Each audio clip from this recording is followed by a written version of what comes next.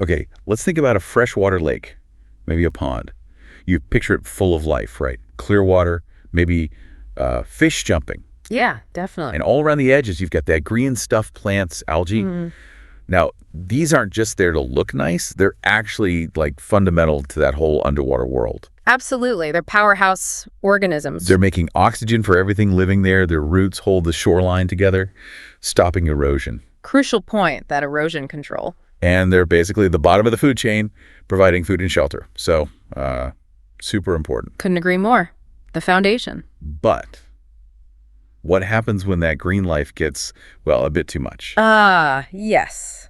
The flip side. When it goes from essential to, frankly, a nuisance, a thick, tangled mess. Yeah, you've probably seen it. And I bet you have those like dense green mats choking a lake or weeds grabbing your fishing line. We actually have some images that show this really clearly. One with curly leaf pondweed, another with Eurasian water milfoil, just everywhere. It really makes you stop and think, doesn't it? Like, what is actually happening there?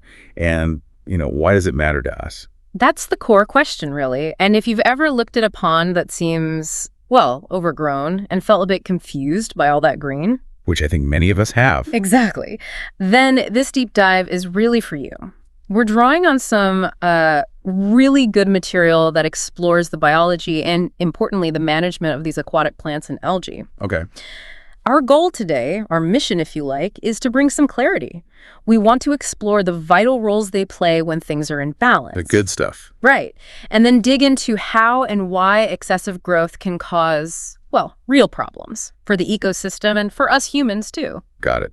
So sort of a roadmap for understanding this underwater world. Right. And it sounds like it follows closely with what our sources aim to teach. Precisely. We'll start with the why they matter part, their fundamental importance in healthy aquatic ecosystems. Okay. Then we'll look at how too much of a good thing, well, isn't always good, the negative impacts. Right, the problems. Then we get into the different types, which is really fascinating. You've got emergent plants. The ones sticking out of the water. Yep. Submergent plants living totally underwater. Free-floating ones just drifting. Like duckweed.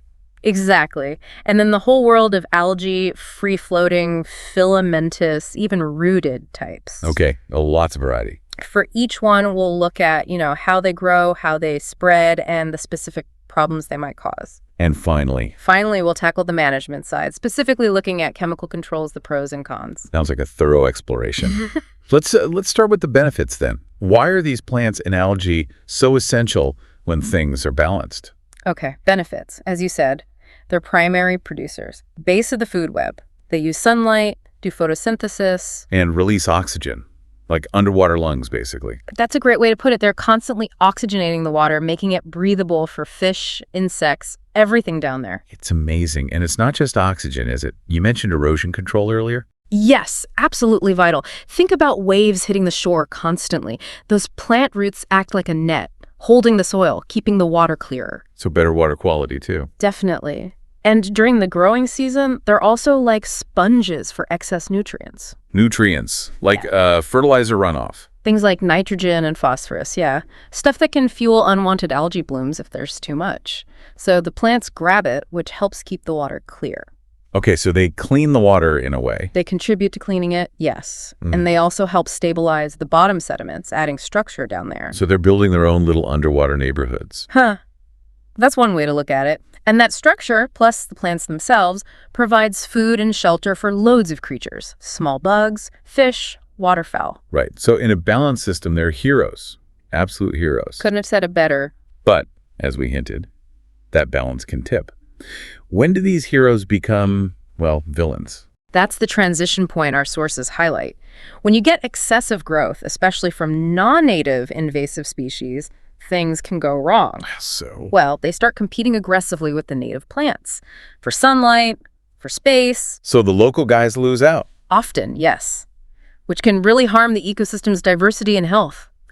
Figure 1 in our material shows this dramatically growth so dense you couldn't possibly boat or swim there. Yeah, I saw that picture. It looks like a solid green carpet you could almost walk on. Exactly. It visually shows how recreation gets impacted, but it's more than just inconvenience. Right. It's not just annoying for us trying to have fun. There are bigger issues. Definitely. Excessive growth can cause bad tastes or odors in drinking water supplies. That's a public health concern. Yikes. Okay. It can also physically block waterways needed for irrigation or flood control. Just choke them up. And I imagine it doesn't look great either. Bad for tourism or property values. Precisely. An algal bloom or a weed-choked shoreline isn't appealing. It hits the economy, the resort trade, waterfront property values. And I remember reading some algae can be toxic. Yes, unfortunately. Yeah. Certain types of blue-green algae, which are actually cyanobacteria, can produce toxins. Figure 6, I showed a bloom like that, right? It did, a really significant bloom. And those toxins can be harmful, even dangerous, to pets, livestock, wildlife, and potentially people if they drink or contact the water. That is sobering. Okay, so too much green can be a serious problem. Let's get into the different types now. Our sources categorize them, starting with emergent plants. Right, emergent aquatic plants. These are rooted in the sediment, but most of their leaves and stems grow above the water surface. Ah, so they emerge, like cattails. Exactly like cattails. Arrowhead, bulrushes too. They typically like the shallow shoreline areas. Figures 2 and 3 show this growth form. Cattails are everywhere. They seem to form those really dense patches. Good for birds, maybe. They definitely provide habitat, yes. Nesting sites, cover for animals, but if they get too dense, they can block shoreline access, change the view, maybe not be ideal. How do they spread so effectively? Roots. Primarily through underground stems called rhizomes, which lets them form those thick stands. And also seeds, of course. Okay. And the sources mentioned purple loosestrife as an emergent, but an invasive one. Figure 3 highlighted it for control. Yes, purple loosestrife is a classic invasive example. It's very aggressive, crowds out native plants. Which are usually better for the local wildlife. Generally, yes. The native plants provide the food and structure the local ecosystem evolved with. Loosestrife forms these dense, single-species stands, reducing biodiversity. That's why control is often recommended. Got it. Looks pretty, but ecologically disruptive. Yeah, okay, next category.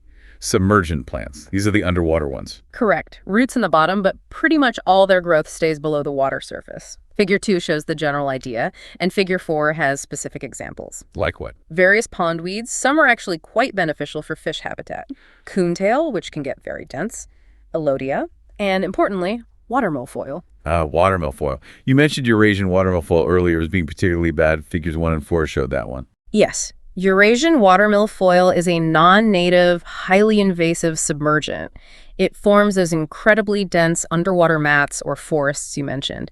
It can really take over. How does something like that spread so easily?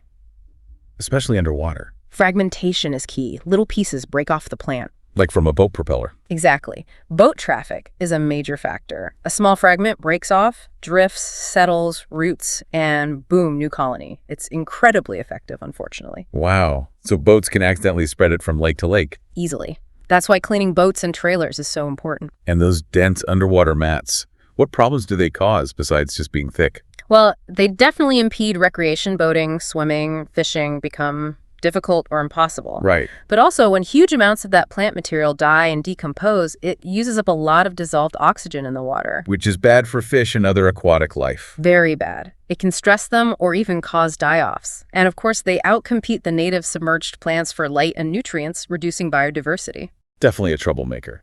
Okay, let's float to the next type. Free-floating plants. Not rooted, just drifting. That's the idea. They live on the water surface. Figure 2 shows them schematically. Figure 5 has real examples. Like duckweed. Those tiny little green things that can cover a whole pond.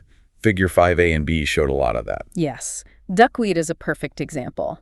Water lilies are another common one you see. Though technically, lilies are rooted at the bottom but have floating leaves. Figure 5D shows lilies. Duckweed seems to appear out of nowhere sometimes. It reproduces very quickly, and they spread easily by wind, water currents, maybe even hitching a ride on ducks or other animals. And lilies, while they look nice, too many could be a problem too. They can be. The floating leaves provide shade, which is good to a point, but too much shade blocks sunlight from reaching submerged plants below. Impacting photosynthesis for the underwater guys. Exactly. And like the submergents, if you get a massive die-off of floating plants, the decomposition can deplete oxygen. Okay, makes sense. Now, algae. This seems like a different beast altogether. The sources mentioned free-floating, filamentous, and rooted algae. Yeah, algae are super diverse. Not technically plants. Free-floating or planktonic algae are microscopic, just suspended in the water. Think algal blooms. Like the blue-green algae in Figure 6. Precisely. Then you have filamentous algae. These form long, visible strands or mats, kind of like green hair or scum. Figure 7 shows that. I think I've seen that slimy stuff. That's often it. And finally, rooted algae, like chara, shown in Figure 8. It's not truly rooted, but it has a structure called a holdfast that anchors it to the bottom or other surfaces. So those planktonic ones are behind the big, sometimes toxic blooms. Yes, especially blue-green algae or cyanobacteria. Under the right conditions, high nutrients, warm water, sunlight, they can reproduce incredibly fast. Creating those pea soup conditions. Right. And as we mentioned, some produce toxins, they cause taste and odor problems in water supplies, and their decomposition uses up oxygen, potentially leading to fish kills. Serious stuff. And the filamentous algae, the stringy stuff. Like Spirogyra. It can form dense, floating mats which are unsightly and get tangled in boat props or make swimming unpleasant. They also block sunlight. They spread mainly by fragments breaking off. Okay. And what about chara, the rooted one? It feels gritty, the text said. Yes, that's due to calcium deposits in its structure. Interestingly, chara is often considered beneficial. Really? Oh, so? It can outcompete some of the less desirable algae types, and it provides good habitat for small aquatic invertebrates. It looks plant-like, but isn't a true plant. It spreads via spores and fragmentation. Fascinating. Such variety, even within algae. Okay, we've covered the types and the problems. Now, what about managing these issues? The sources mentioned chemical control. What are the upsides? Well, according to the material, chemical controls like herbicides or algicides can sometimes offer longer-lasting control than, say, physically pulling weeds out. So potentially less work over time. Potentially, yes. And it might ultimately cost less in some situations. Another potential plus is selectivity. Some chemicals, used correctly, can target specific nuisance species while having less impact on desirable native plants. Targeting the bad guys, basically. Sounds good, but I sense a but coming. There's always a but with chemicals in the environment, isn't there? The use is under a lot of scrutiny. Big concerns are impacts on non-target organisms, beneficial insects, fish, amphibians. Things you don't want to harm. Exactly. And water quality itself.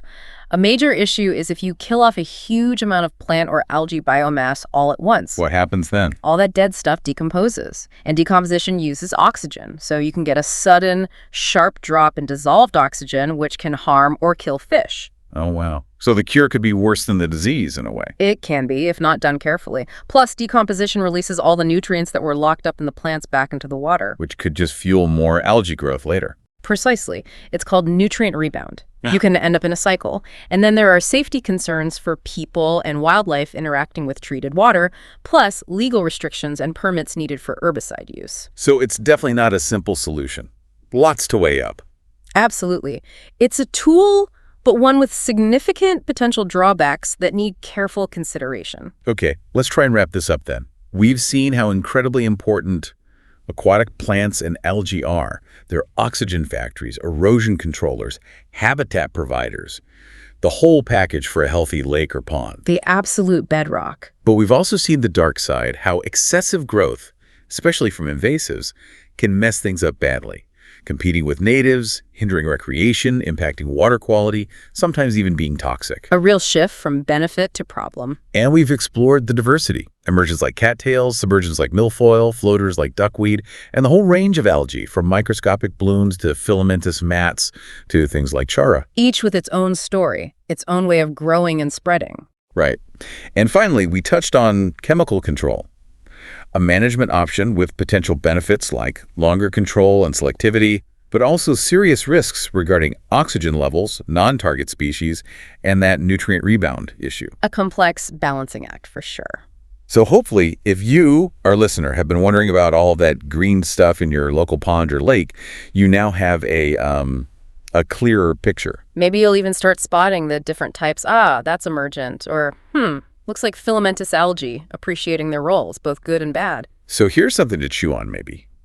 Thinking about this complex relationship, the plants, the algae, the water health, our own uses like swimming or boating, how do we find the right balance? Yeah, it's the million-dollar question, isn't it? How do we balance the ecological good with our need for recreation and just enjoying the look of our water bodies?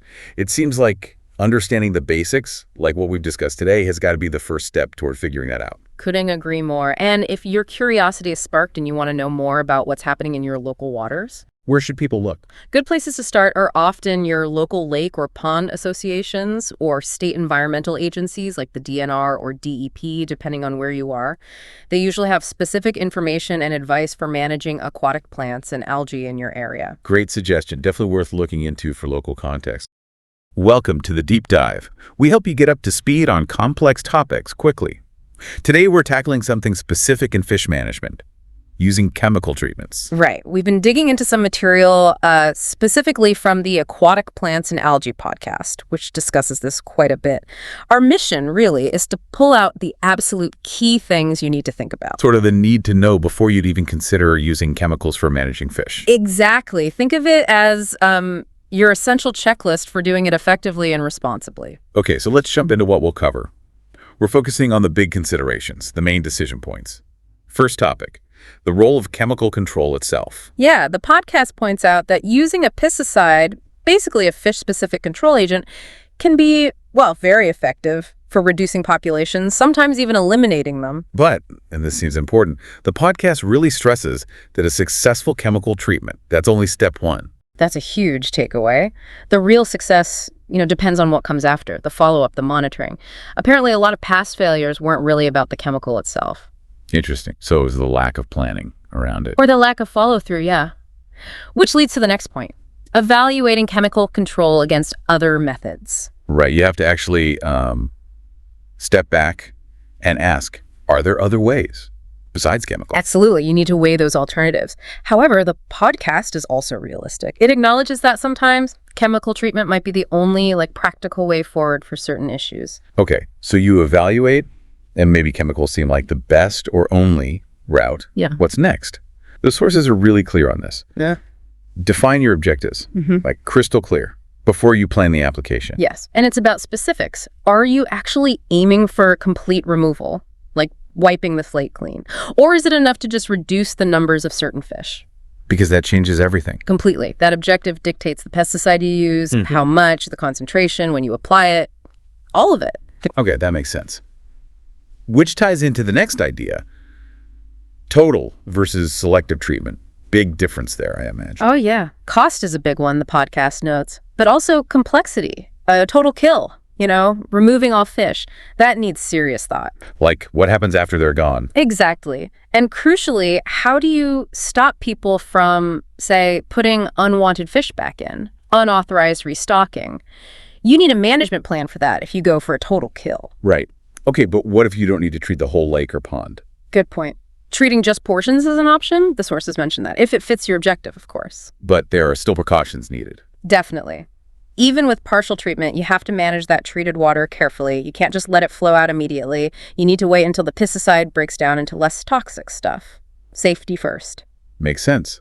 And that kind of brings us to a really core theme, it seems. The risk and benefit assessment. Absolutely critical. The podcast really emphasizes you have to carefully, thoroughly weigh all the potential risks against what you hope to gain. It's not a decision to take lightly at all. So, assuming you've done all that, weighed options, set objectives, assess risks, where do you find the nuts and bolts? Like how to actually apply the chemicals? For that level of detail, the specific application methods, how to calculate concentrations, calibrating equipment, the podcast points you to specific chapters. They mention application methods and calibration. Okay, good to know where the practical details live. So let's quickly recap the big takeaways. Sure.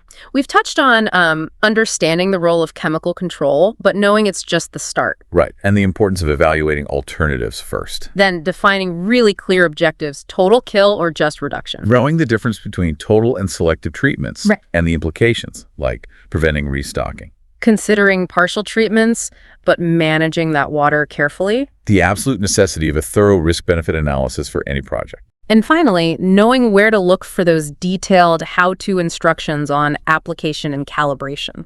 So understanding these points is really fundamental for anyone involved in fish management using chemicals. It really is. It's about being strategic, responsible, and thinking through the whole life cycle of the project, not just the initial application. Okay, thinking about all these layers, all the planning, the follow-up.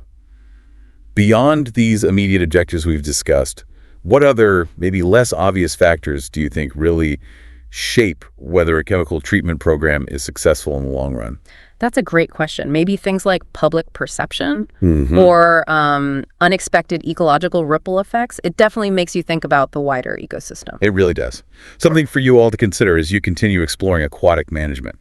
Thanks for tuning in to this deep dive. You know that feeling when you're trying to wrap your head around something really important, like, say, pesticide rules, Oh, yeah. and you just hit this wall of dense legal stuff? It's overwhelming. Totally. It feels like you're just sinking. Definitely.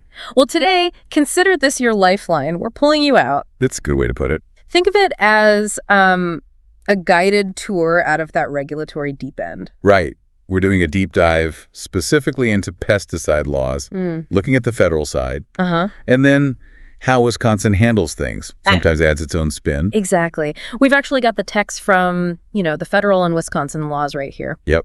The source material. And our mission, and hey, you're already part of it just by listening, is to pull out the essentials. The need-to-know stuff. Who do these laws affect? What do you actually have to do? And why do these rules even exist? Good questions. So this is your express ticket to getting what really matters. No waiting required. And to make it clear where we're going, we've mapped out some key learning objectives. Think of it as our roadmap.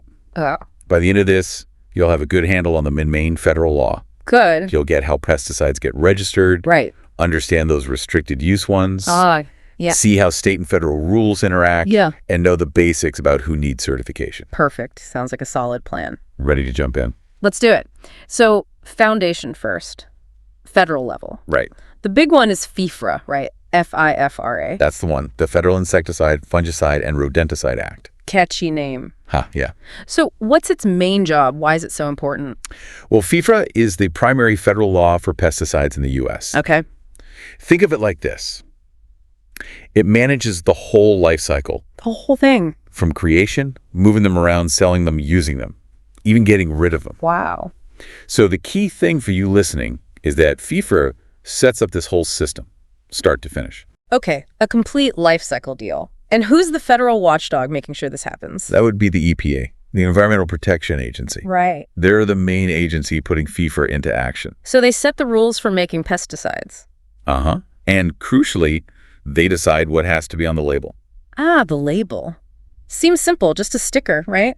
Well, I bet it's more complicated than it looks. you got it.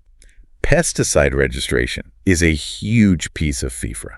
Okay. Before any pesticide can be legally sold or used here, it has to go through the EPA's registration ringer. Ringer. I like that. So it's not just rubber stamping. Not at all.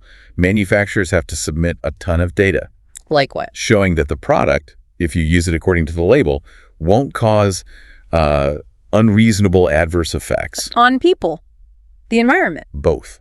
Right. And anything else it's not supposed to harm. Info on risks, how well it works, loads of stuff. Wow. So a lot of science goes into it before it even hits the shelf. A massive amount. It's pretty fascinating, actually, the level of scrutiny. And the label is key to that registration, you said. Absolutely critical.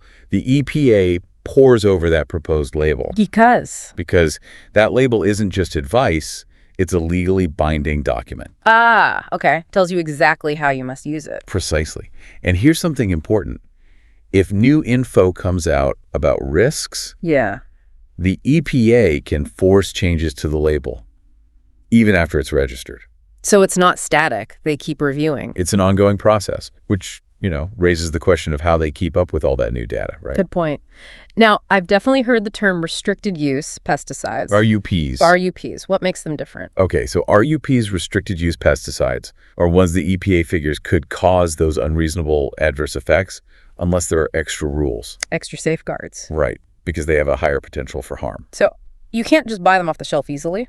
Generally, no. Oh. And they can only be used by certified applicators. Certified. Okay. Or someone working directly under their immediate supervision, like right there watching. Gotcha. So people with proven training. Exactly. It ensures these riskier products are handled by folks who know what they're doing. Yeah. It shows that tiered approach the EPA takes. More risk, more rules. Makes sense. Okay, so FIFRA sets the baseline nationally. What about here in Wisconsin? Do we just copy-paste the federal rules? Now it gets interesting. Oh. States like Wisconsin can, and often do, make their own pesticide regulations. On top of the federal ones. Yes. And here's the kicker. State rules can be more strict than federal ones. More strict. Yep, they can add extra protections, extra limits, but they cannot be less strict. Okay, so federal law is the floor, not the ceiling. Perfect analogy. Wisconsin can build higher if it wants. And who's the architect for that in Wisconsin? That's DATCP, the Wisconsin Department of Agriculture, Trade, and Consumer Protection. DATCP, got it. They oversee and enforce the state's pesticide laws. So if I'm using pesticides in Wisconsin, I need to know both FIFRA and DATCP rules. You absolutely do. Both apply, which, makes you wonder how folks stay on top of both sets, right? Yeah, good question. So what if there's a conflict? Say, Wisconsin says do X and FIFRA says do Y and X is tougher. Wisconsin's rule wins. The stricter rule applies. Always. Now that leads us to who can actually apply these things, because that's another layer of rules. Right. I hear about private applicators versus commercial. What's the difference? Okay, so a private applicator, think farmer. Farmer. Yeah, someone using pesticides to grow agricultural crops, livestock on property they own or rent. Makes sense. And commercial. Commercial is broader. It's anyone applying pesticides either for hire. Getting paid for it. Right, like your landscaping company or pest control service. Or it could be someone applying pesticides on property or their employer control as part of their job. Even if they aren't directly paid for that specific spraying task. Exactly. It's about the context, paid service, or part of employment duties on controlled property. It's an interesting distinction, isn't it, based on purpose and setting? It is. So, farmer on their own field, private. Landscaper spraying my lawn, commercial for hire. You got it. Are there different flavors of commercial applicators? Yes, good question. Within commercial, you've got applicator for hire, like we just said, paid service. Okay. Then there's commercial applicator, not for hire. Not for hire. Example. Think maybe a groundskeeper at a golf course or a maintenance person at an apartment complex. They use pesticides on property, their employer controls, but they're not selling that service to the public. Oh, okay. Or maybe someone working for the city parks department. Could be, yeah. Or even, say, a school district employee maintaining athletic fields. If they're using general use pesticides, their requirements might be different than a for-hire person using the same product. Gotcha. So that for-hire piece really matters for the rules. It does. Now, if you want to apply these things, especially those RUPs, you probably need some training, right? Can't just wing it. I remember something about Wisconsin, Puppy. Spot on. Wisconsin has the Pesticide Applicator Training Program, PAT. And its goal is? To teach people how to use pesticides properly and safely. It gives you that foundation. Understanding the rules, handling stuff safely, minimizing risks. Because it's the basic training. Exactly. And completing it successfully is usually step one towards getting certified. It's really a key way. Wisconsin ensures applicators have a baseline competence, So like getting your pesticide driver's ed. What's involved in pesticide? Well, they have manuals, online courses, sometimes review sessions you can attend. Okay. Covers a lot of different types of pesticides, safe handling, protecting the environment, the legal stuff. And then there's a test. Yep. Got to pass an exam to show you know your stuff. Pass that, and you get certified in specific categories depending on what you'll be doing. What do you think about that structured approach? Seems thorough. Very. Now, is getting certified the same as getting a license? They sound similar? Good catch. They're related, but different. How so? Certification means you passed the test, you've shown you have the knowledge. Okay, proof of competence. Right. A license is more like formal permission to operate a business or perform certain applications. So who needs which? Generally, in Wisconsin, commercial applicators usually need a license in addition to certification. Okay. Commercial needs both. Often, yes. Yeah. But a private applicator, our farmer, using an RUP, typically just needs the certification itself. So Farmer Joe, using an RUP, needs certification. Pest control peat spraying for clients needs certification and a business license. That's pretty much the gist of it, yes. Is it a one-time thing? Get certified and you're good forever? Nope, not usually. Certifications typically need renewing, How often? often every 5 years here in Wisconsin. And how do you renew? Another big test. Sometimes it's a recertification exam, or you can attend approved training courses, continuing education to stay up to date. Makes sense. Things change. Exactly. And those for-hire applicators, they definitely need both the current certification and that business license. It really begs the question why renewal is so important, doesn't it? Keeps knowledge fresh. Keeps people current. Okay, this is clarifying things. Now, I saw something about a temporary commercial applicator trainee registration. What's that? Yeah. That's basically a learner's permit. Right. It lets someone get hands-on experience supervised while they're working towards getting fully certified. How long does that last? It's usually pretty short, often around 30 days in Wisconsin. And they have to be supervised the whole time. Directly supervised. Like, the certified applicator needs to be physically present.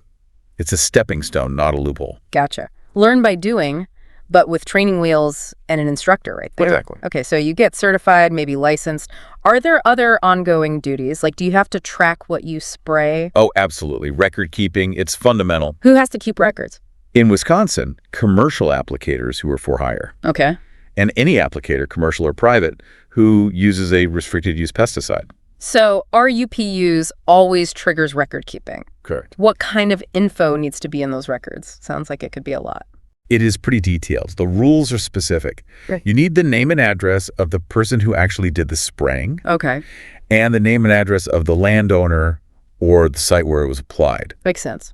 Also, what was treated, the crop, the commodity, or just the type of site, like lawn or foundation, Mm-hmm. and the specific location of the application. Not just the address, but like Northfield or around the building perimeter. Yeah. Why do you reckon they need that level of detail? Pinpointing it exactly, I guess, in case something goes wrong. Precisely. What else? The full date, obviously. Start and end times, too. Yep, start and end times, the exact product name. Brand name. Yeah, and its EPA registration number. That's like its unique ID. Got it. How much you use, the concentration, total quantity, and the area treated. Wow. And if you mixed or loaded it somewhere else, you got to record that location too. Okay, they're really tracking it. What about the how and why? Good question. You need to list the application equipment used. Sprayer type, etc. Right. And the specific pest or pests you were targeting. Makes sense. What else? And, this is important, the weather conditions at the time.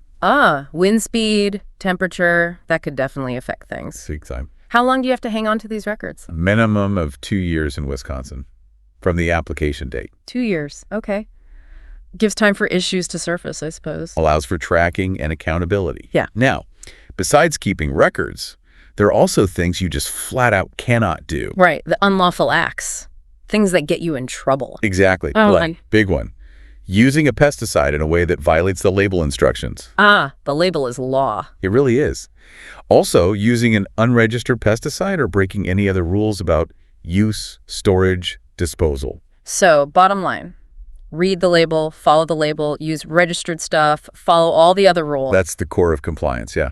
Okay, shifting gears a bit. I saw specific mentions about water, aquatic environments. Yes, very important. Extra rules for using pesticides in or near water. Definitely. Water is sensitive. So Wisconsin has specific regs, especially under NR 107, for aquatic plant management. NR 107. Okay. Generally, if you want to apply pesticides to the waters of the state, you need a permit. From who? DBAT. From the DNR this time, Yeah. Department of Natural Resources. DNR handles the water permits. Okay. What counts as waters of the state? Is that just big lakes? No, it's broad. Lakes, rivers, streams, ponds, wetlands. Basically any surface water the public can access or that connects to public waters. So pretty much everything except maybe a bird bath. Well, there are exceptions like drinking water tanks and swimming pools. But yeah, it's comprehensive. So managing invasive weeds in Lake Mendota need a DNR permit? Most likely, yes. What do you need to get one? Usually several things. Application often has to be by a certified applicator for hire or a public employee. Right. Got to use properly maintained gear. And you have to really consider sensitive areas or important species nearby. Sensitive areas is like what? Could be endangered species habitats, fish spawning grounds, ecologically important zones. And the goal is? Minimize unintended impacts, protect non-targets. And they might require extra precautions in those areas. Or even prohibit application there entirely. And if something does go wrong during treatment, Yeah. if they see unexpected negative effects, the DNR can issue a treatment stoppage. Pull the plug immediately. Exactly. A key safeguard? What about my buddy's private pond out back? Does he need a DNR permit? Maybe not. There can be exemptions for private ponds. Yeah. If it's totally on his property, no public access, and crucially, doesn't discharge water into other state waters. Okay, self-contained. Right. But even then, it's always smart to check with the DNR first. Good advice. And even if you don't need the permit, you still have to follow the pesticide label. Use it responsibly. Of course. private property doesn't mean no rules apply. Correct. What about just moving this stuff around? Transporting pesticides, rules for that too. Oh, yes. Transporting them safely is critical. They can be hazardous. Right. For sure. So there are federal and state rules. The Department of Transportation, DOT, has regs for hauling hazardous materials. And pesticides often fall into that category. Many do, yeah, Yeah. especially in larger quantities. So if you're hauling a lot, you might need to follow DOT rules. Like what? Things like making sure containers are secured, no spills, Right. carrying emergency contact info, having the right shipping papers if it's a certain amount. Okay. You might even need a commercial driver's license, a CDL, depending on the amount and type. Wow. Okay. What about me just picking up some weed killer at the hardware store, driving it home in my car? Still need to be careful, even with small amounts. Right. Best practice, put it in the back, trunk or truck bed, away from people. Not on the passenger seat next to the groceries. Definitely not. Secure it so it can't tip or leak, Okay. and just drive safely, avoid accidents. Mm. It's also not a bad idea to glance at the safety data sheet, the SDS. SDS. Yeah, safety data sheet. Yeah. It has detailed info on hazards, safe handling, what to do in an emergency or spill. Good tip. Okay. Wow. This has actually made a lot of this clearer. Yep. So, quick recap. We've got this dual system, federal FIFRA and Wisconsin DATCP rules. Got to know both. Mm-hmm. Applicator certification and maybe licensing are key, especially for RUPs and commercial work. Crucial. Keep detailed records if you use RUPs or apply for hire. For 2 years. 2 years. And special care, maybe DNR permits for water, plus safe transport rules. You've nailed the main points. Understanding this isn't just about avoiding fines. Right. It's really about using these tools safely and effectively, protecting people, protecting the environment. Absolutely. Okay, so here's a final thought for you, our listener, to chew on. Given all this complexity we've talked about, these layers of rules, Yeah. what role do you think individual responsibility plays? Beyond just ticking the legal boxes, how much relies on personal judgment and care for safe pesticide use? That's a great question to ponder. Definitely something to think about long after this deep dive wraps up. Welcome to the deep dive. If you've ever used pesticides, maybe just for weeds in the garden or, something more involved, you probably hit that point. What do I do with the leftovers? Or the empty jug? And it's more than just being tidy, right? Getting pesticide waste management right is, essential for health, the environment, and frankly, staying legal. Absolutely. It's crucial. So in this deep dive, we want to sort of demystify this. It gets overlooked sometimes. We've looked through the rules, the best practices, really trying to give you a clear, actionable guide. That's the plan. By the end of this, you should know exactly what steps you need to take.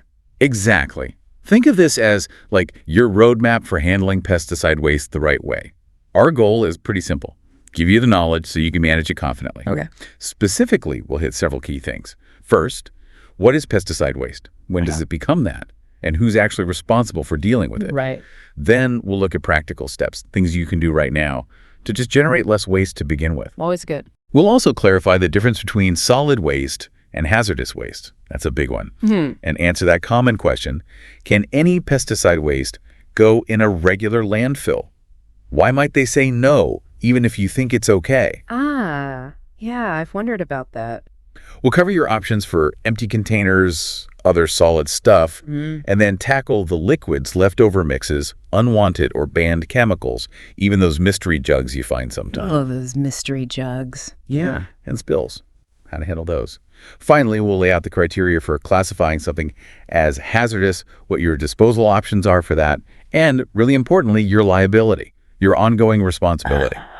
Okay, quite a bit to cover then. Let's jump right in. First base. Yeah. When does a pesticide officially go from being a product to being waste? And who's holding the bag, legally speaking? Okay, so a pesticide becomes waste when it can't serve its original purpose anymore, or simpler, when you just decide you intend to discard it. Right. Think of an empty container.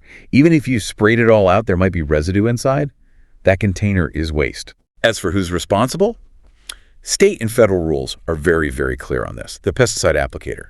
If you generate the waste, you are responsible for its proper disposal. That's fundamental. So no passing the buck. It's not out of sight, out of mind once the job's done. Not at all. The regulations get pretty specific.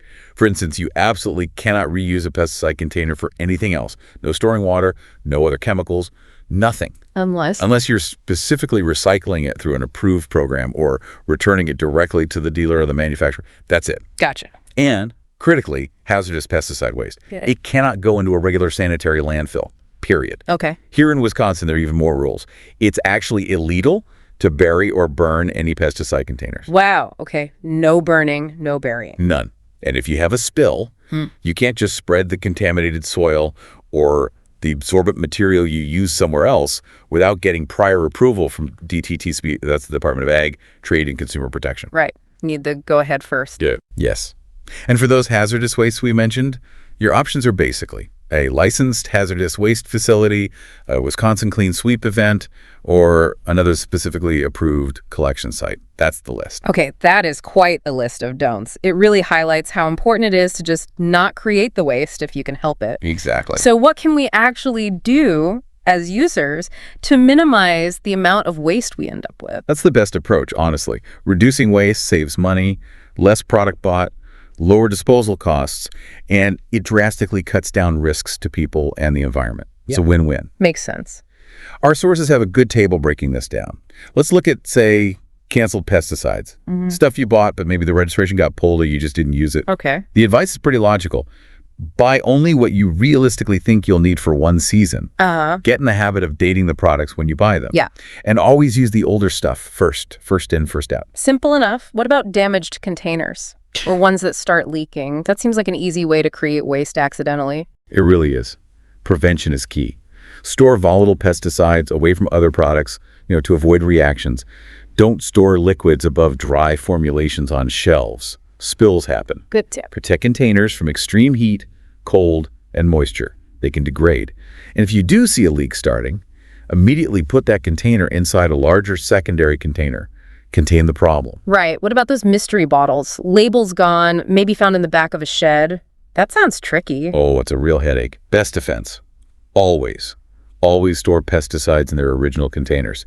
Check labels periodically to make sure they're still stuck on tight. You can actually read them. Because if you can't identify it, Disposal becomes way more complicated and probably more expensive because it might have to be treated as hazardous just in case. Okay. Now, mixing. It seems easy to mix up a bit too much concentrate or just have leftover diluted spray in the tank. How do we avoid that? Yeah, common issues. For the concentrate, it boils down to planning. Take the time before you buy to accurately figure out how much product you really need for the job. Don't overbuy. Measure twice, buy once. Something like that. And for leftover mix in the sprayer, again, calculate carefully how much you need for the area you're trading. Calibrate your equipment properly. If you do have a little left, you might be able to store it temporarily in a clearly labeled tank for the next similar job. Or check the label. You might be allowed to apply that small remainder to a site listed on the label, but only if it's listed. Got it. And the rinse water after cleaning the equipment. That's waste too, isn't it? Absolutely. That equipment rinsate needs managing. Best practice. Rinse the inside of the sprayer with clean water right there at the treatment site. Then spray that rinsate onto the area you just treated. Again, check the label allows this. Okay. If you use the same sprayer for similar mixes often, maybe you don't need a full deep clean every single time, which reduces rinsate. When you do need a thorough clean, ideally do it on a concrete pad with a drain system that collects the water. Like a containment pad. Exactly. And try to keep rinsates from different pesticide types separate. That can affect your disposal options later. Okay. One more category, protective clothing. If your gloves or suit get soaked, how's that handled? Yeah, clothing saturated with pesticide is considered pesticide waste. The best way to minimize that is prevention. Wear the right PPE, chemical-resistant aprons, spray suits, proper gloves, especially when mixing and loading. That's when most contamination happens. To suit up properly. Definitely. It protects you and it reduces waste. All right, so we've got ways to cut down on waste. Now, let's dig into those categories. Solid versus hazardous. What's the key difference we need to grasp? Okay, so solid waste landfills, people often call them sanitary landfills, they can accept pesticide waste, but only if it's specifically not classified as hazardous. So the million-dollar question, what makes it hazardous? The EPA sets the criteria. Basically, a pesticide waste is hazardous if it poses a real threat to people or the environment. Okay, that sounds broad. It is, but there are also specific characteristics. It's hazardous if it's earlier. Ignitable catches fire easily. Corrosive eats through metal or skin. Reactive unstable might explode or release toxic gases. Or toxic poisonous if swallowed, inhaled, or absorbed. Ignitable, corrosive, reactive, toxic. Got it. Those are the 4 key characteristics, besides just being on an EPA list of hazardous substances. So if a waste doesn't meet those criteria, it's non-hazardous. Does that mean we can just automatically chuck it in the local landfill? Not so fast. This is really important. While landfills can legally take non-hazardous pesticide waste, you absolutely must check with the specific landfill operator first. Always call ahead. Why is that, if it's not hazardous? They have the final say. And honestly, many landfill operators are pretty hesitant about taking any kind of pesticide waste, even non-hazardous stuff. They worry about potential long-term liability, groundwater contamination, things like that. Okay. So getting their okay beforehand is critical. Absolutely critical. Don't just show up assuming they'll take it. Right. So if the landfill might be a no, what are the actual options for getting rid of, say, empty containers and other solid, non-hazardous stuff? Containers are a big part of this, right? Huge part. Probably the largest volume of pesticide waste. First step, always, make sure it's truly empty. And ideally, triple rinsed. Because if it's not rinsed, That residue inside could potentially make the empty container itself hazardous waste, especially with concentrates. okay, triple rinse is key. Then what? All right, for those clean, empty containers, you've got a hierarchy of options, best to worst environmentally. Okay. 1, return it to the dealer or manufacturer. Some have programs for reuse or refilling. That's the best. Makes sense. 2, recycle it. Look into programs like the Ag Container Recycling Council, ACRC. They manage collection sites. Recycling, good option. 3, Wisconsin Clean Sweep programs. They often take properly rinsed empty containers. Check your local program. Clean sweep, right. 4, landfill disposal. If it's properly rinsed and if you've confirmed the landfill operator accepts it, this is lower down the list. The last resort, almost. Pretty much. And finally, remember what we said earlier. It is illegal. Illegal to bury or burn any pesticide containers in Wisconsin. Full stop. Okay, crystal clear on containers. But liquids? Leftover pesticides in a jug? That feels like a much bigger disposal headache. It generally is. Yeah. Partially filled liquid containers, usually managed as hazardous waste, and sanitary landfills almost universally do not accept liquid waste of any kind. Right, no liquids in landfills. Now, for very small amounts of certain liquids that you know for sure are not hazardous, there's sometimes an option called solidification. Solidification. What's that involve? You use an absorbent material, think vermiculite, clay, even plain cat litter, to soak up the liquid and turn it into a solid, damp mass. Cat litter, really? Huh? Yeah, it works for small amounts. Yeah. But you still need to check with the landfill operator if they'll accept that solidified material. Don't assume. Okay, still need their... Okay. Always. Now, for unwanted products, stuff that got banned or those unidentified chemicals, best bet is try to return them to the dealer if they'll take them back. Otherwise, they likely need to be disposed of as hazardous waste through proper channels. And definitely don't mix them together, right? Absolutely not. Never mix unknown chemicals. You could create a dangerous reaction, toxic fumes. Just don't do it. Okay. And spills. The pesticide, the dirt it's soaked into. All of that, the spilled chemical, the contaminated soil, any kitty litter or pads you use to clean it up, it's all considered pesticide waste. And remember, if you want to land spread that contaminated soil, you need that written approval from DATCP first. Right, the approval. Okay, let's circle back to hazardous waste itself. You mentioned the EPA list and those 4 characteristics: ignitable, corrosive, reactive, toxic. Anything else that defines it? Those are the main ways something gets classified as hazardous. Either it's specifically listed by the EPA, certain active ingredients are, or it exhibits one or more of those characteristics, or it poses that general substantial threat to health or environment. So it's about the substance itself and its properties. Exactly. And reducing the amount of hazardous waste you generate goes back to those earlier points. Choose non-hazardous pesticides when you can, triple rinse those containers meticulously, and follow all the waste reduction tips. Makes sense. Now, if someone does end up with waste that qualifies as hazardous, what's the drill for storing it safely before disposal? And what about their legal responsibility? Does it end when the truck picks it up? Great questions. If you generate hazardous waste, you need a designated accumulation area for it. The containers must be sound, compatible with the waste, kept closed, and clearly labeled hazardous waste, with details about the contents and accumulation start date. Go, proper storage and labeling. Yes, and you need to inspect that area regularly for leaks or container damage. Now, liability, this is crucial. You, the generator, are legally responsible for that hazardous waste from cradle to grave. Cradle to grave, meaning. Meaning your responsibility does not end when it leaves your property. You are liable for its safe management and proper disposal, even after it's transported away. Wow. Okay. That's why documentation is absolutely vital. Keep detailed records of what waste you generated, how much, who transported it, and where it ultimately went to the waste disposal facility. Keep those records for years. So keep meticulous records. And the disposal options, again, are? Your only legal options are a licensed hazardous waste management facility permitted to handle your specific type of waste, or an authorized Wisconsin clean sweep site that accepts hazardous materials.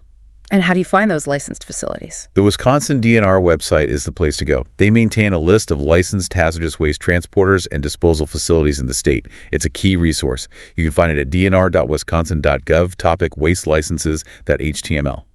Okay, good resource. This has been incredibly thorough, a lot to digest, but really important stuff. Just to wrap it up, can you maybe quickly summarize why getting this right matters so much? Absolutely. It boils down to three main things: law, environment, and health. Right. Legally, you're required to manage this waste correctly, and the penalties for messing up can be severe fines, cleanup costs, you name it. Right. Environmentally, improper disposal is just asking for trouble. Contaminated soil, polluted groundwater, harmed wildlife. The impacts can be serious and long-lasting. And for health, well, these are materials designed to be toxic to something. Improper handling or disposal creates risks for applicators, for the community, potentially through contaminated water or soil. So doing it right protects you, protects your neighbors, protects the environment. It's simply the responsible thing to do. Well put. And for listeners wanting to dig even deeper, review specifics, where should they look? Definitely check out the source documents we base this on for all the details. Beyond that, great online resources include the Wisconsin DNR's waste page, dnr.wisconsin.gov, topic waste. Also, the Wisconsin Clean Sweep Program website, detcp.1ay.gov, Pages Program Services, cleansweep.sbx. Okay. And for the federal side, the EPA's RCRA online website, that's rcra at ep-ftra, has a ton of information on waste regulations. Excellent resources. Thanks.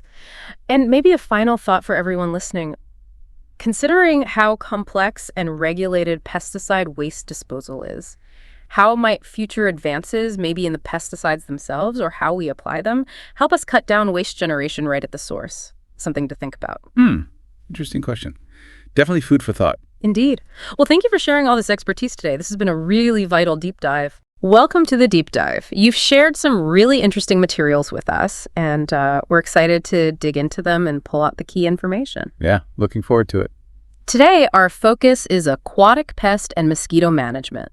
We've got excerpts here that discuss, how and when to apply different controls in aquatic environments to manage these pests. Right, application methods and timing. Exactly. And our goal isn't to overwhelm you with data, but really to guide you through the core objectives laid out in these sources and understand why they're so important. Exactly. Think of it as distilling the essential knowledge. We want to grasp the fundamental principles, that underpin effective and, importantly, responsible management in these watery ecosystems. Okay, let's get right to it then. Our sources begin by establishing the overarching goal of aquatic pest management, and it might surprise some people. That's right. It's not actually about wiping out every single pest. The primary aim is more about managing their populations, keeping them below a level where they cause significant problems. The material we have emphasizes a responsible approach, highlighting that trying to completely eliminate everything can sometimes backfire or cause unintended ecological harm if you're not careful. That makes perfect sense. You can't just, bulldoze your way through an ecosystem without consequences. Precisely. Now, the sources we have thoughtfully lay out specific learning objectives, which I think is a fantastic framework for our discussion today. So let's tackle the first one. When in a plant's life cycle is it best to apply chemical controls, and maybe more importantly, why? Yeah, this is a really insightful starting point. The timing of herbicide application, it turns out, is absolutely crucial. Okay. The material suggests that the optimal window is generally when plants are young and in a phase of rapid growth. Young and growing fast. Exactly. These smaller, vigorous plants are kind of like sponges, absorbing water and nutrients, and therefore herbicides much more efficiently. It's about catching them when they're most vulnerable, Right. Plus, a smaller plant simply needs a lower concentration of the herbicide to actually have a lethal effect. Easier to manage. That makes intuitive sense, but I'm wondering, does this timing have any other implications beyond just the plant itself? It does indeed. A big one, actually. Treating younger plants, particularly in the spring and early summer, when the water is cooler. Cooler water. Yeah, and cooler water can hold more dissolved oxygen. Doing it then significantly lowers the risk of oxygen depletion. Ah, okay. How does that work? Well, think about it. When you kill off a massive amount of mature plants, their subsequent decomposition by bacteria uses up a lot of oxygen. Right, the decay process. Exactly. And this can be really detrimental to fish and other aquatic creatures. So by targeting the younger plants, you're minimizing the amount of plant matter that will decay all at once. So it's a two-pronged benefit then. More effective control and less environmental impact in terms of oxygen levels. Precisely. That ties us neatly into our second learning objective. Explain how to prevent significant oxygen depletion when using aquatic herbicides. It sounds like targeting those young plants is a primary strategy there. It absolutely is. Less plant biomass decomposing means less oxygen consumed. Simple as that. Okay. And as we've just touched on, the sources also remind us that cooler water naturally holds more oxygen, which is another advantage of treating earlier in the season. Got it. Okay, moving on to our third objective. List the factors that affect the performance of aquatic herbicides. It's clearly more than just picking a product off the shelf and spraying. Oh, absolutely. Several elements come into play. The sources immediately point out water use restrictions. Restrictions, like what? Well, if the treated water is a source for drinking or swimming or even irrigation for crops, there are going to be strict rules. Ah, to prevent contamination. Exactly. Prevent contamination and ensure safety. These regulations can also dictate which herbicides are even an option and how they must be applied. How the water is used by the community is always a crucial consideration. Makes sense. What about factors directly related to the herbicide itself and the pests? Well, the specific type of plant causing the problem is critical. Different herbicides have varying degrees of effectiveness against different species. You need the right tool for the job. Okay. The extent of the infestation also matters. Is it a small contained patch or widespread takeover? Yeah. That'll likely require different strategies. Right, scale matters. And the characteristics of the water body itself, the particular conditions of that specific lake or pond, will influence how well a herbicide works. Things like water flow, depth, chemistry. And I noticed mentions of water temperature and sunlight in our materials. How do those fit in? They're really important environmental factors. Some herbicides become less effective if the water temperature dips below a certain point, often around, say, 60 degrees Fahrenheit. 60 degrees. Yeah, so it's always wise to check the product label for those specific recommendations. You have to. Always read the label. Always. And additionally, certain herbicides actually rely on sunlight to activate and do their job properly. Oh, interesting. Like photosynthesis for herbicides. Sort of, yeah. Treating in heavily shaded areas could therefore impact their performance. It's all about understanding how the chemical interacts with its environment. Okay, let's switch gears a bit now to a different kind of pest management. Objective 4. Describe the characteristics of the pesticide rotenone. This sounds like a very specific tool. It is indeed. Rotenone, along with other chemicals like balicide and TFM, are pesticides. Pesticides, meaning? Pesticides specifically designed to control fish populations in particular waters. Gotcha. Fish control. Right. And the sources we have clarify that in a place like Wisconsin, for example, their use is tightly regulated. You need certified applicators, and it's restricted mainly to the Great Lakes and their tributaries. So not something just anyone can use. Definitely not. Rotenone itself is classified as a restricted use pesticide and is available in both powdered and liquid forms. Emulsifiable concentrate, usually. What's its mode of action? How quickly does it typically work on fish? Well, the sources explain that fish in warmer, shallower water treated with rotenone tend to succumb more quickly. Warmer and shallower means faster. Why is that? It's likely due to a combination of factors. Their metabolic rate is higher in warmer temperatures, they're more active. Okay. And warmer water generally holds less dissolved oxygen to begin with, making them more susceptible to the effects of the pesticide. And what does rotenone actually do to the fish? It essentially disrupts the fish's ability to use oxygen at a cellular level. It messes with their respiration. So in those warmer, shallower conditions where oxygen is already scarce and the fish are more active, this disruption has a more immediate and severe impact.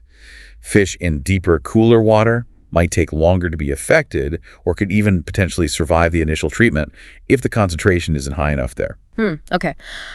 Are there any environmental conditions that might hinder how well rotenone works, make it less effective?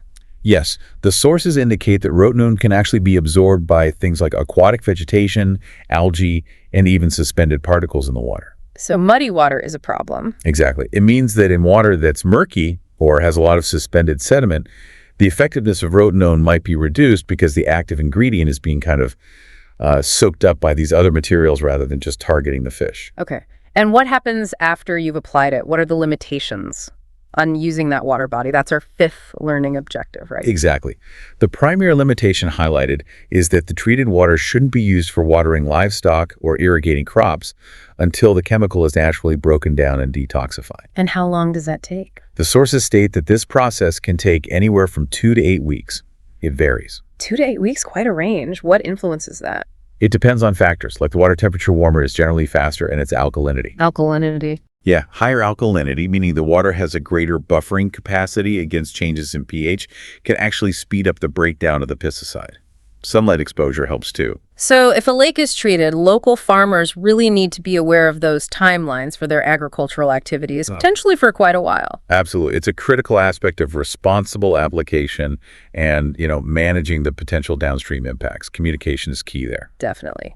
Let's move on to the practical side of things then. Objective 6 asks us to describe how you would actually apply pesticide to different environments, lakes, streams, and those hard-to-reach areas. Each must present unique challenges. They certainly do. For lakes, the application method often depends on the size and specific characteristics of the lake, as well as the goals of the project. Okay. Commonly, boats equipped with pumps are used to distribute the pesticide, particularly in larger lakes where achieving even coverage is really vital. Spraying it from a boat? Essentially, yes. Or pumping it below the surface. The sources emphasize the importance of properly calibrating these pumps to ensure the correct dosage is applied across the entire treatment area. You need precision. And what about those smaller, more isolated spots, like swampy edges or dense weed beds? Yeah. For small or inaccessible areas, maybe shorelines with dense vegetation that boats can't easily navigate, backpack sprayers are a very useful tool. On foot, then? Right. The key in these situations is to make sure the entire target area is treated thoroughly to prevent fish from simply moving into untreated refuges nearby. You definitely get your steps in on those days. I bet. Streams seem like an entirely different ballgame, though, with the constant flow. How do you handle that? That's right. It's a dynamic system. For streams, liquid pesticides are typically applied using what are called drip barrels or metering systems. Drip barrels? Yeah, these are carefully calibrated to release a precise amount of pesticide over a specific period as the water flows downstream. So a slow, continuous release. Exactly. And depending on the length of the stream section you're treating and its flow rate, you might need multiple drip stations set up at intervals to maintain the desired concentration of the pesticide throughout the entire treatment zone. Maintaining that concentration seems crucial. It's absolutely essential for effective control in a flowing water system. Okay. Our 7th objective looks at what happens after the application. Describe some characteristics of detoxification techniques for fish control. We touched on natural breakdown. Right, and the primary method of detoxification discussed in our sources is that natural breakdown over time. Like we said, typically between 2 and 8 weeks. And the rate depends on? It's influenced heavily by water conditions. Higher alkalinity, warmer temperatures, and exposure to sunlight all contribute to a more rapid breakdown of the pesticide. Colder, less alkaline, or shaded waters will take longer. So nature does the cleanup, but on its own schedule? Pretty much, yeah. Sometimes specific chemicals like potassium permanganate can be used to actively neutralize rotenone at the downstream end of a treatment area if needed, but natural degradation is the main process. Okay. Now let's shift our focus completely over to mosquitoes. Objective 8 asks us to outline when and where adult mosquito control is typically used. Right, adult mosquitoes. Well, this usually becomes necessary when efforts to control the mosquito larvae aren't enough to keep the adult populations down to a tolerable level. So when larval control isn't cutting it. Exactly. Or when there's a significant nuisance biting issue, making it unpleasant to be outdoors. Or, more importantly, when disease-carrying mosquitoes are present. Like West Nile or Zika carriers. Precisely. In those situations, especially in areas with high human activity like parks, neighborhoods, public events, adult control becomes a critical public health measure. Makes sense. And how do you actually target those flying adult mosquitoes? That brings us to Objective 9, which is about using low droplet size sprays. Fogging, right? Yeah, frogging, or ULV ultra-low volume spraying with these fine, low droplet size sprays, is the common method for targeting adult mosquitoes while they're in flight. Okay. However, How well this works depends on several factors. It's not just spray and they die. What kind of factors? Well, the size of the droplets themselves is key. The specific insecticide formulation being used, the method of application, how it's being dispersed, and, critically, environmental conditions like wind speed and direction and temperature, they all play a significant role in the effectiveness. That leads perfectly into Objective 10. Discuss how droplet size affects the application's effectiveness and the potential risk to non-target insects. It sounds like a delicate balancing act. It absolutely is. Yeah. Smaller droplets are generally more effective at contacting and impacting the flying adult mosquitoes. They hang in the air longer, increasing the chance of contact. But there's a downside. Yes. Because they are so fine and light, they can also drift more easily on air currents. This means they can potentially affect other insects that are not the target, including beneficial ones like bees, butterflies, other pollinators, or natural mosquito predators. Ah, so you risk harming the good guys too. Exactly. It's a constant trade-off between maximizing the impact on the pest mosquito and minimizing unintended harm to the broader insect community and ecosystem. So you're trying to find that sweet spot with droplet size and application technique. Right. And timing the application for when mosquitoes are active, but beneficial insects might be less so, like dusk or dawn. Okay. Now, Objective 11 emphasizes a different stage of the mosquito life cycle. Explain the importance of larval control for a complete mosquito control program. Why is focusing on the larva so crucial? The sources really highlight that larval control or larviciding is a fundamental component of any truly comprehensive mosquito management program. Fundamental. Okay. Why? Well, think about it. Mosquito larvae are confined to their aquatic breeding sites. They can't fly away. Right, they're stuck in the water. Exactly. That makes them more predictable and often much easier to target effectively than the adult mosquitoes, which can fly and disperse over wide areas. Easier target. Yes. And by identifying and treating these breeding sites, puddles, containers, ditches, ponds, whatever they may be, you can prevent large numbers of adults from ever emerging in the first place.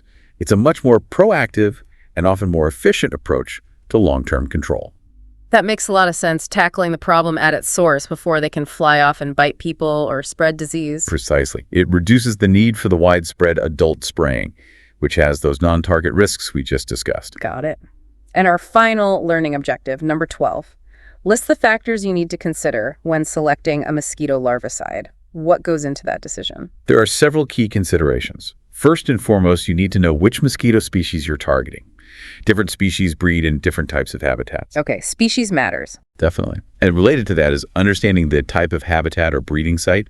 Is it a small artificial container, a temporary woodland pool, a roadside ditch, or a larger permanent water body? The size and nature of the site matter. And the water itself. Yes. Water quality parameters like pH, organic content, or pollution levels can sometimes affect how well a larvicide works. Okay. Crucially, you also need to consider the presence of any other animals and plants in that habitat. Are there sensitive species present? Fish, amphibians, beneficial insects? Right, minimizing harm again. Always. And finally, what are the overall uses and ecological functions of that site? Is it part of a wetland preserve? Is it used for recreation? All these factors play into selecting the most appropriate and least impactful larvicide product and application method. It's quite a checklist. It has to be, for responsible control. Our sources also touch on a few other important aspects of mosquito control, kind of reinforcing some of these points. For instance, they reiterate the potential impact on beneficial insects from adult control. Yes, absolutely. As we briefly discussed in the context of droplet size and drift, adult mosquito control operations, especially broad-scale fogging, can unfortunately harm beneficial insects that happen to be active and in the treatment area at the time of application. So it's not just the mosquitoes that get hit. No. And this is another really compelling reason why an integrated approach that prioritizes larval control and source reduction, getting rid of breeding sites, is often preferred. It helps minimize the need for widespread adulticiding and its associated risks. And wind and temperature, they came up again regarding adult mosquito control. Yes, very important practical considerations. Strong winds, as you'd expect, can cause the spray droplets to drift way off target, making it ineffective where you need it. And potentially carrying the insecticide to sensitive areas where it's not needed or wanted, like organic farms or residential gardens. Right, and temperature. Temperature matters too. Applying adult mosquito control when temperatures are too low, say below around 55 degrees Fahrenheit, might be less effective because mosquitoes may simply be less active, not flying around as much. Too cold for them to be out. Yeah. And conversely, if it's too hot, maybe above 85 degrees Fahrenheit or so, the insecticide itself could degrade faster. Or, again, mosquito behavior might change, reducing the effectiveness. So there's a temperature sweet spot too? Generally, yes. The sources often suggest that applying in the early morning or late evening, around dusk, yields better results. That's typically when mosquitoes are most active and when the temperature conditions are often more favorable. Less wind, moderate temperatures. Well, this has been a really, really thorough exploration of the key objectives and topics in aquatic pest and mosquito management, all based on the materials you provided. It covers a lot of ground. It really does. And it's clear that effective management requires, well, a pretty deep understanding of the life cycles of these organisms, the environmental context they live in, and the very precise application of different control methods. It's definitely not a one-size-fits-all situation, is it? Not at all. What's really fascinating, I think, is realizing the level of precision and ecological awareness that ideally goes into responsible pest management in these aquatic environments. It's about finding that balance, controlling the target pests effectively while minimizing harm to everything else in the ecosystem. Yeah, that balance seems key. So, considering all the nuances involved in managing these complex aquatic environments that we've discussed today, what new questions does this deep dive spark for you about our role in, let's say, ecological stewardship? That's a good question. Or maybe, with this clearer understanding of the core objectives, how might you now interpret information or participate in discussions about pest management happening in your own community? Well, it certainly underscores the importance of relying on, solid scientific understanding and carefully considering the interconnectedness of these ecosystems whenever we're making management decisions. Yeah. It's not simple and maybe shouldn't be presented as such. A lot to think about there. Thank you so much for sharing your sources and for joining us on this deep dive today. My pleasure. It was a good discussion. We hope this has provided you with a solid understanding of the key principles guiding aquatic pest and mosquito management. Until our next deep dive.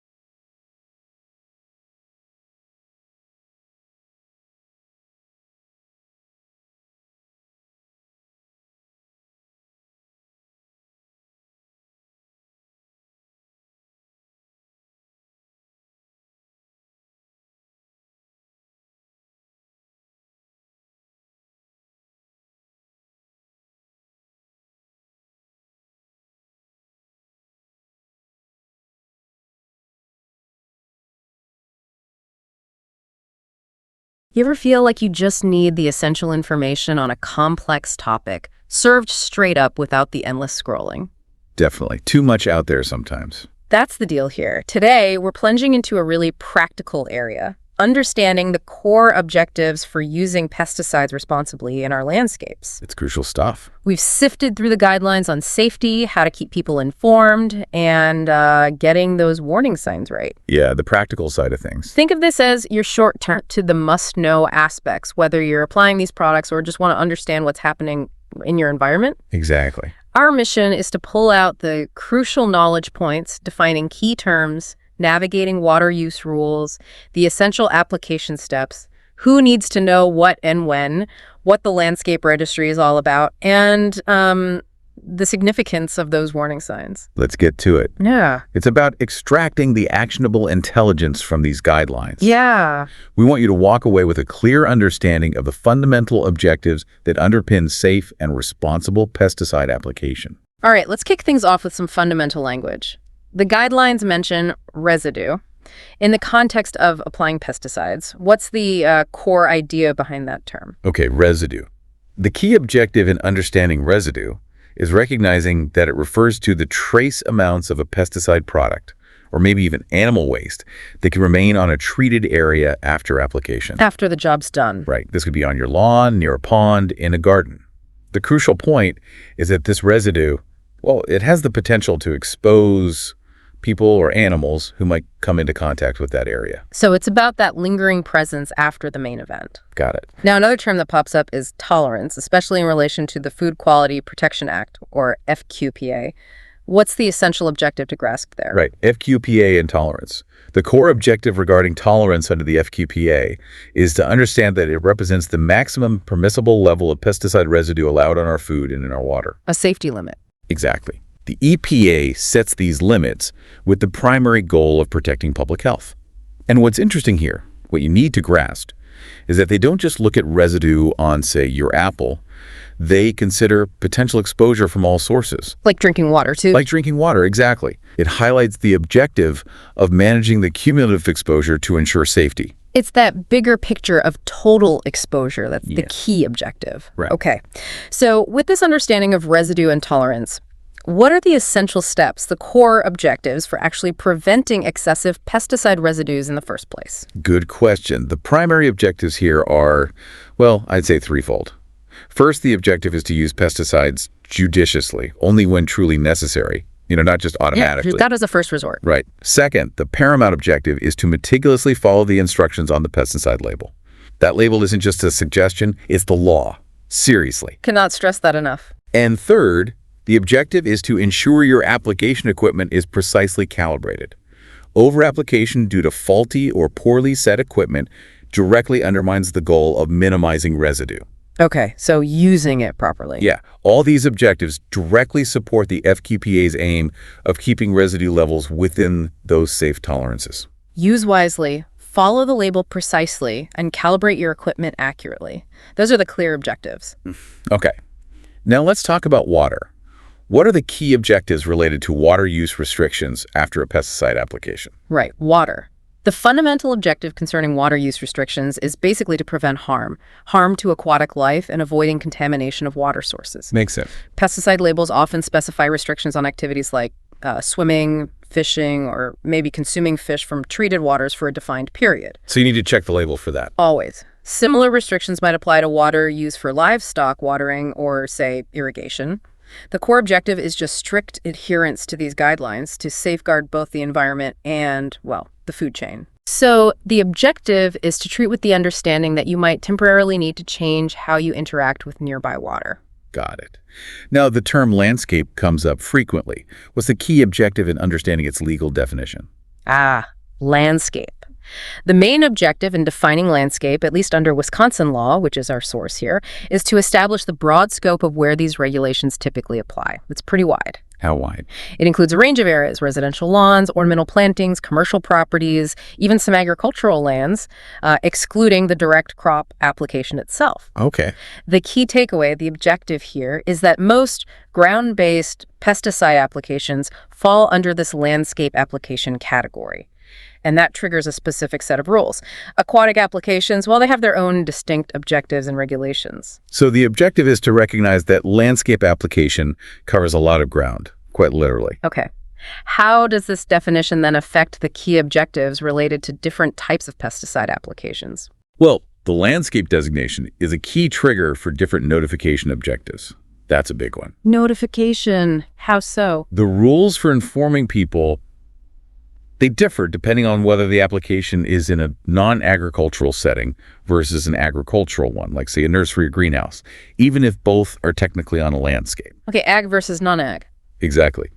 Furthermore, the objective of who you need to notify and how also changes significantly depending on whether the application is being done for hire, commercially, or by the property owner themselves. For hire versus not for hire. Right. Yeah. Understanding these distinctions is really the initial objective when you start thinking about notification responsibilities. Okay, so the objective is to first categorize the application type.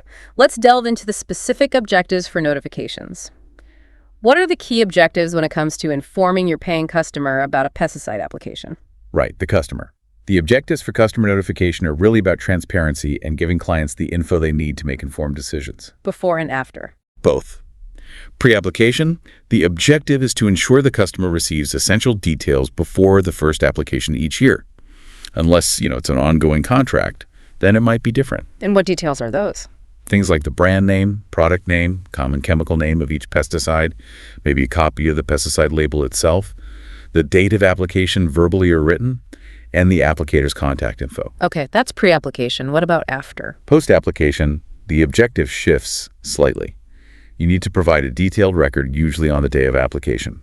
This includes your contact info again, license number, the site treated, the specific pesticide applied, including the EPA registration number. Wow, quite a bit. Yeah, date and approximate start and end times, any precautions from the label about re-entry, another copy of the label if needed, and any other post-application precautions. And for those doing it for hire? Yes. For hire applications, there's an added objective.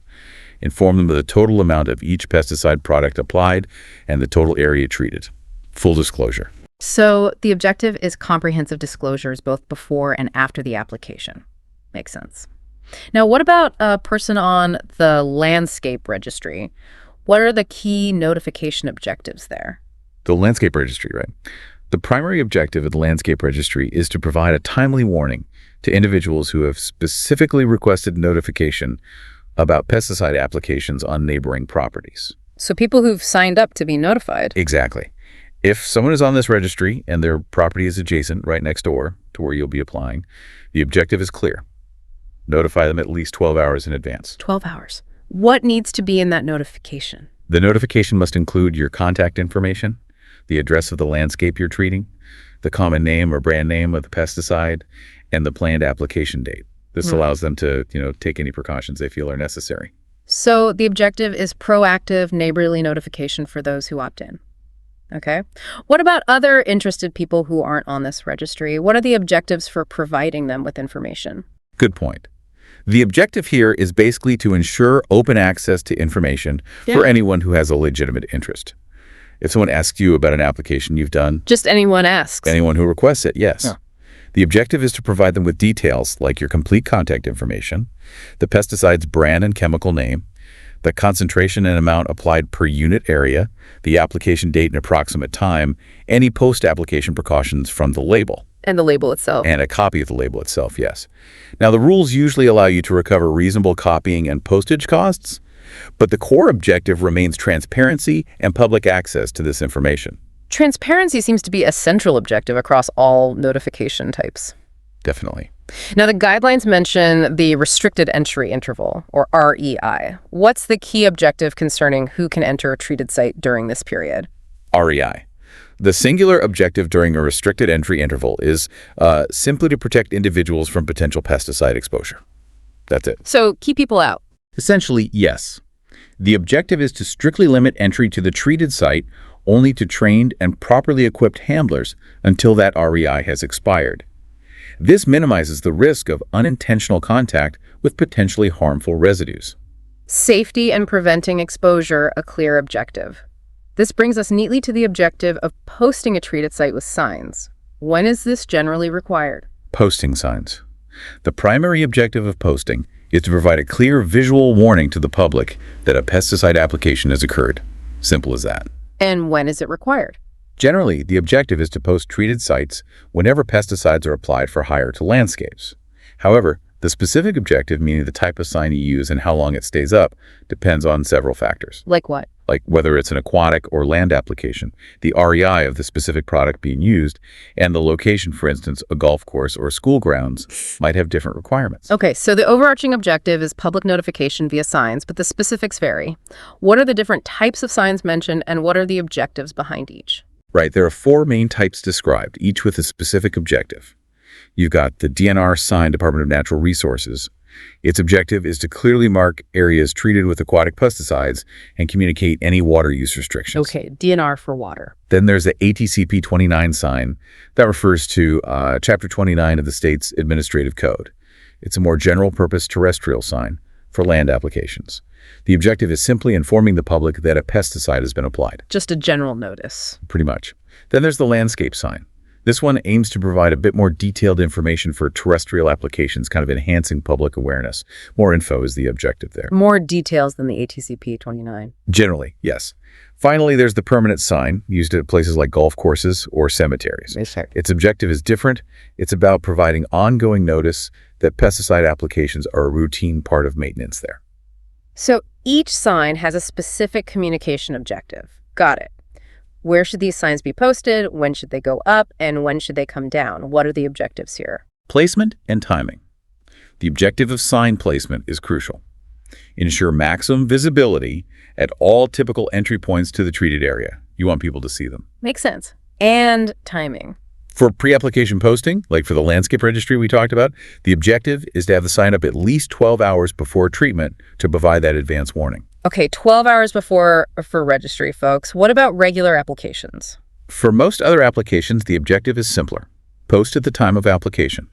Then leave the signs up until the REI expires and the treated area is dry, or as specified on the label, whichever is longer, usually. REI and dryness. Any special cases? Yes, school grounds.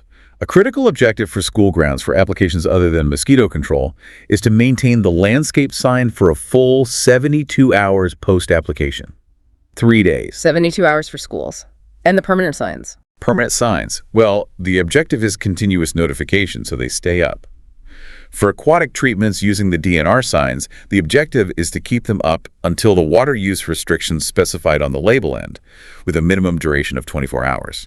So the objectives are strategic placement for visibility and specific timelines for informing people based on the situation.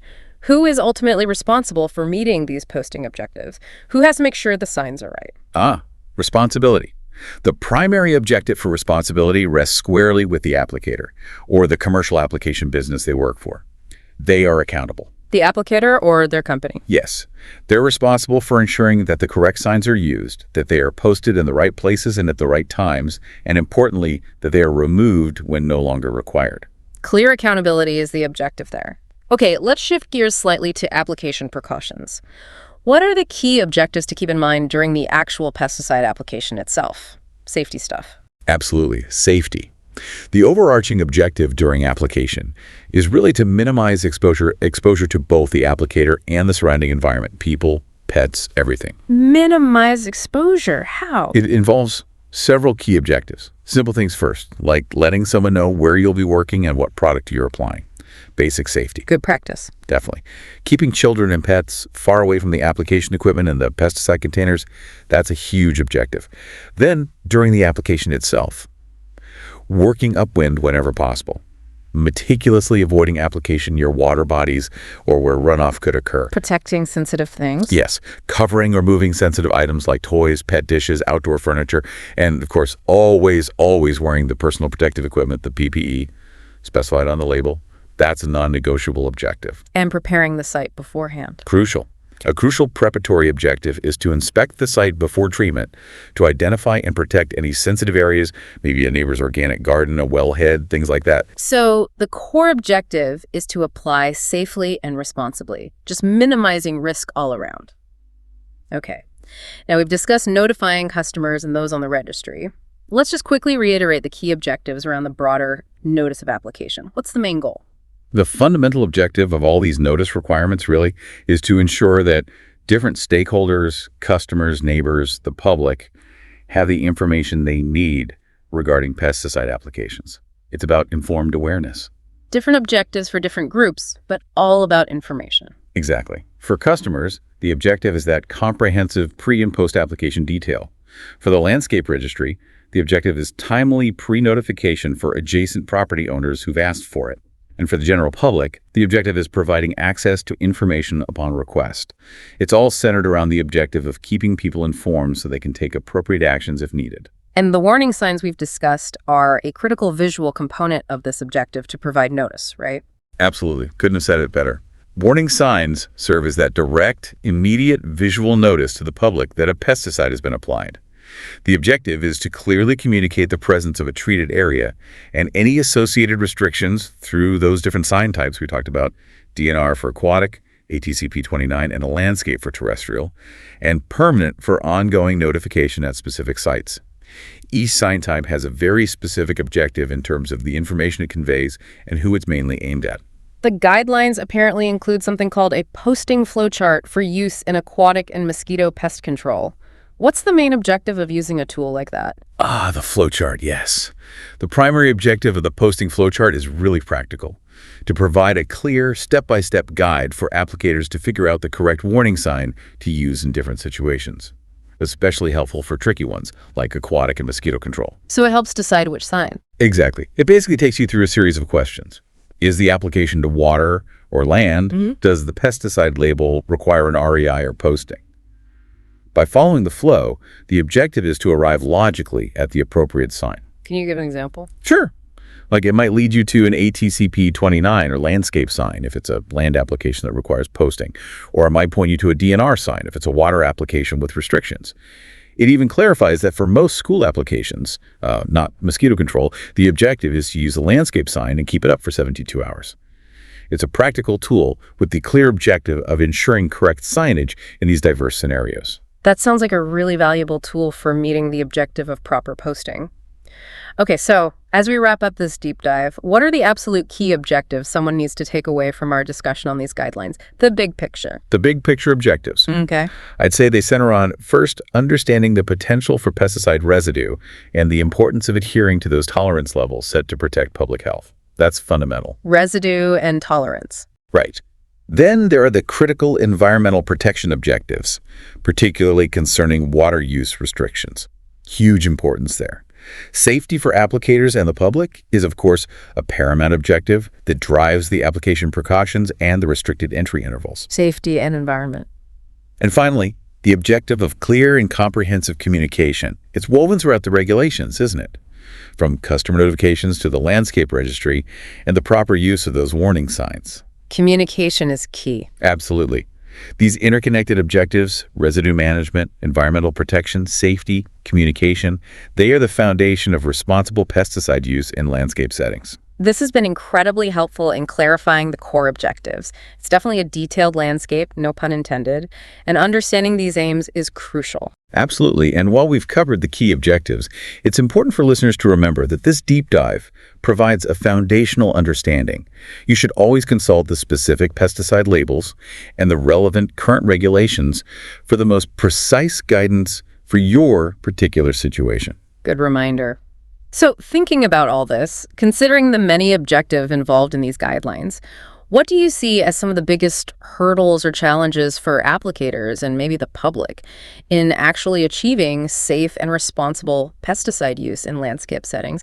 It seems like keeping all these objectives straight could be challenging sometimes. That's a very insightful question. Yeah, it's complex. For applicators, I think a significant challenge lies in consistently staying informed about the nuances of the regulations that can change, and then correctly implementing all the notification and posting objectives, especially with the variations based on application type, location, this specific product. That's a lot to juggle. Keeping up to date and getting it right every time. Exactly. And for the public, I think understanding the purpose behind the different signs and notifications, knowing what they mean, and maybe knowing where to seek further information if they have questions or concerns, that can be a hurdle too.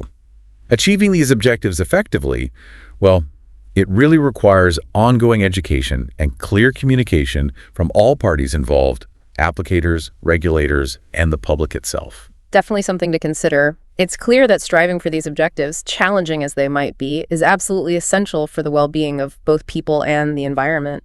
Thanks so much for breaking down these key aims for us today. My pleasure. Glad we could shed some light on these important objectives. Welcome to the Deep Dive. Today we're jumping into something really specific, but super important for folks handling pesticides in Wisconsin. We're talking about mixing and loading pads. Like, when do you actually need one according to the law? Yeah, we've been digging into the state regulations, ATCP 29 specifically. It's all about preventing water contamination, really. Right. So if you're listening and you apply pesticides, maybe commercially, maybe on a farm, you want to know if these rules apply to you. This deep dive should clear things up. Let's get into it. The rules basically set up a couple of key situations where a pad becomes mandatory. Okay, so what's the first big one? I saw something about volume. That's right. The first trigger is quantity. It's about mixing or loading more than 1,500 pounds of pesticide active ingredients. Active ingredients. Okay, that's crucial. So not the total weight of the bag or jug, but the actual pest-killing stuff inside. Exactly. You need to calculate the weight of just the active chemical. And that 1,500 pounds, that's over a whole calendar year. A calendar year. So January to December at one single site. At a single site, yes. But there's a bit of a catch there, too. Oh, what's that? Well, it's what they call the aggregation rule.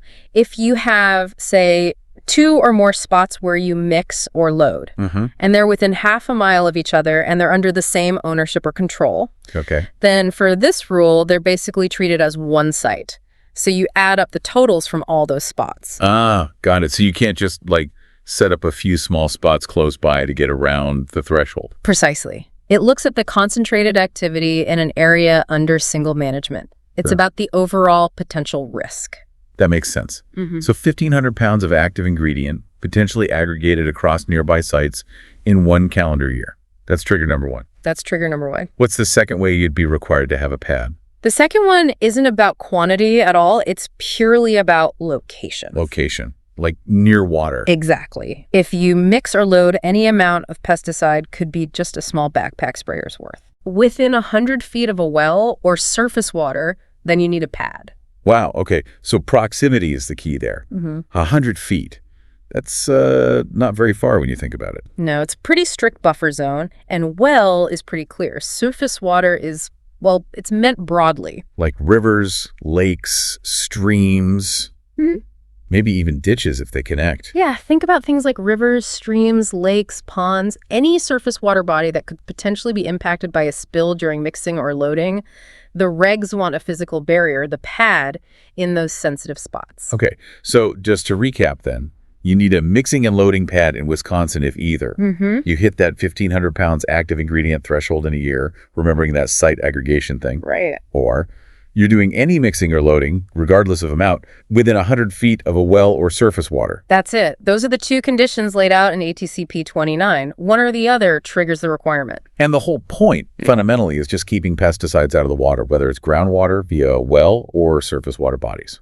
Absolutely. It's about risk reduction during that vulnerable handling stage. Spills happen, and these pads are designed to contain them. Makes total sense.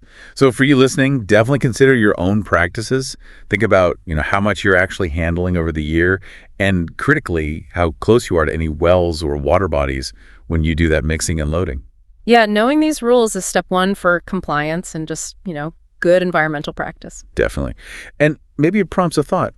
What other environmental regs around pesticides might be impacting your work or your community? Something to perhaps look into further. Always more to learn. Okay, let's be real. In Wisconsin, that buzzing sound, the one that means a mosquito's closing in, it's basically summer's theme song. No, it really is. And yeah, mostly we just think, ugh, another itchy bite, right? Totally. But some of them can actually be, more than just annoying. They can carry diseases. Exactly. So today we thought, instead of just, swatting aimlessly, we'd dive a bit deeper. Right. Into the specific mosquito species we actually have here in Wisconsin. The ones that are most relevant either as major pests or because they transmit diseases. Yeah, our mission here is really to get past the general mosquitoes are bad idea and give you some solid info on the key players. Because understanding which specific species is causing the problem, that's like step one for actually doing something effective about it. Makes sense. You can't fight an enemy you don't know. Precisely. And, the information we need is surprisingly detailed. Our sources point out that for really effective control, you need to know things like, Like what specifically? well, where does a particular species like to breed? How many generations pop up each year? Who do they prefer to bite? Okay. And how do their numbers change with the seasons or with rainfall? How far do they usually fly from where they hatched? Where do they hang out and rest? And the big one. And crucially, what diseases can they potentially carry, both for people and for wildlife too? Okay, quite a checklist. So let's start with one. Aedes triceriatus, it's got a nickname, right? The tree-hole mosquito. It does. And that name gives you a pretty good clue about its favorite spots. Tree holes, I'm guessing. Tree holes, yeah, and stumps. But what's interesting is they're not that picky. They'll happily use artificial containers too. Stuff like old tires, tin cans, barrels, anything that holds rainwater, basically. Oh, so not just natural spots. Nope. And their egg laying is kind of neat. Oh, yeah. How so? I just picture them dropping eggs in the water. Well, this species, Triceriatus, the females, lay eggs one by one, just above the water line inside those containers. Above it. So they wait. Then when it rains and the water level comes up, the eggs get submerged, and that's when they hatch. Clever, huh? That is clever. Delayed gratification. Sort of. And they can have several generations in 1 year. But the really significant thing about this one, it's the main carrier, the main vector for lacrosse encephalitis. Lacrosse encephalitis. Okay, that sounds serious. What do we need to know about that? Well, in Wisconsin, it's actually the mosquito-borne disease affecting the central nervous system that gets reported most often. Really? More than West Nile? In terms of reported cases affecting the nervous system, yes. And there's a specific area, certain counties where it's most common. La Crosse, obviously, but also Vernon, Crawford, Grant, and Monroe counties. Huh, interesting geographical cluster. It is. And it mostly affects kids, usually under 10. Now, thankfully, it's often not fatal, but it can be sometimes. And even when it's not, it can unfortunately lead to long-term neurological issues for some kids. Wow. Okay, so the tree-hole mosquito, despite the kind of quaint name, is definitely one to watch. Absolutely. Definitely need to be aware of that one. All right, moving on. Let's talk about Aedes vexans.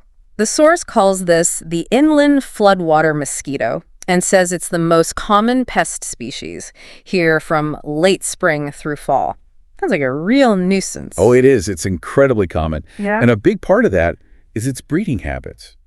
Unlike the tree hole mosquito that likes containers, Right. Aedes vexans is much more opportunistic. It lays eggs in all sorts of temporary water spots. Think roadside puddles, little pools in the woods, shallow spots in fields that flood after rain, even river bottom lands. So basically anywhere water collects temporarily. Pretty much. A much, much wider range of breeding sites. And here's something really fascinating about its life cycle, its survival strategy. Okay. In years when we get a lot of rain, they can just keep breeding, generation after generation. But their eggs are tough. They can survive winter, no problem. And they can survive dry spells, too, in a dormant state.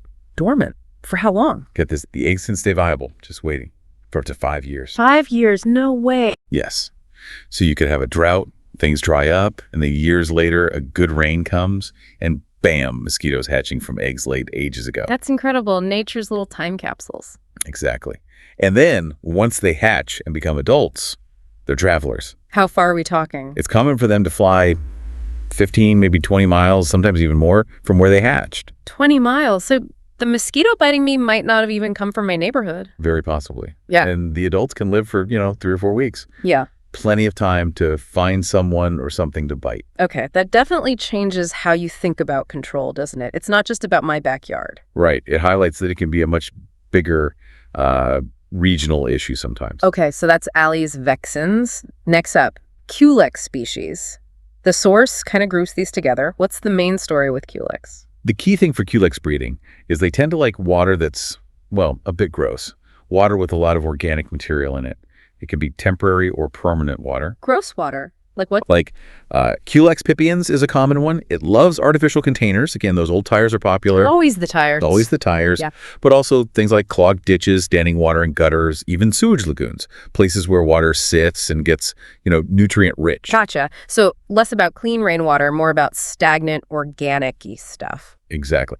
And their egg laying is different too. Remember, Triceriatus laid single eggs above the water. Yeah. Culex females lay their eggs together in little clusters called rafts, and these rafts float right on the water surface, and they tend to hatch pretty quickly. Okay, egg rafts. But what about diseases? Are Culex mosquitoes carriers? Yes, and this is a big concern. They're known transmitters of St. Louis encephalitis, and maybe the one that people have heard more about recently, West Nile virus. Ah, West Nile. Definitely heard of that. Seemed to pop up everywhere a while back. It did. It emerged in temperate areas, including North America, and became a significant public health issue and animal health too. What are the main things we should know about West Nile here in Wisconsin? Well, the really serious form of the illness is encephalitis inflammation of the brain. And unfortunately, that can be fatal for humans and also for horses. Wow. It also causes a lot of deaths in certain bird populations like crows and jays. Since it really took hold in the U.S. around 2002, it's been a significant cause of human sickness. And how does it spread? You mentioned birds. Right. The cycle usually starts with birds. Birds get infected, and then mosquitoes bite those infected birds.